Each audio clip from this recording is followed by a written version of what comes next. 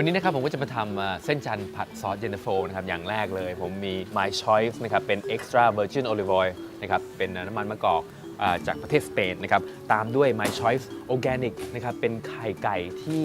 ปลอดสารพิษนะฮะอันนี้2อย่างเลยที่จะมาทำวันนี้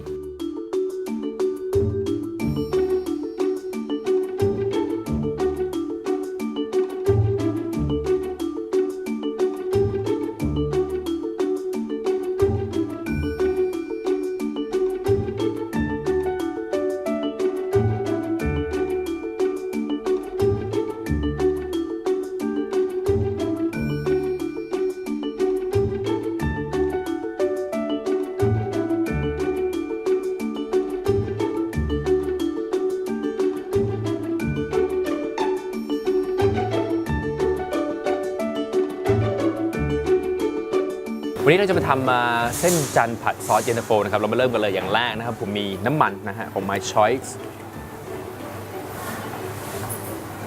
ตามด้วยกระเทียม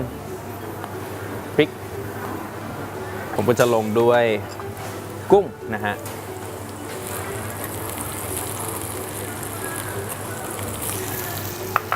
ตามด้วยลูกชิ้นนะฮะไฟร้อนปานกลางนะฮะใส่ลูกชิ้นปลานะฮะมีเต้าหู้นะฮะหลังจากนั้นแล้วนะครับผมก็จะลงด้วยเส้นจันทร์เส้นจันทร์นี้ได้แช่น้ำมาแล้วเป็นเส้นจันทร์ที่เหนียวนุ่มนะฮะปรุงแต่งด้วยน้ำตาลเล็กน้อยนะฮะแล้วก็น้ำปลา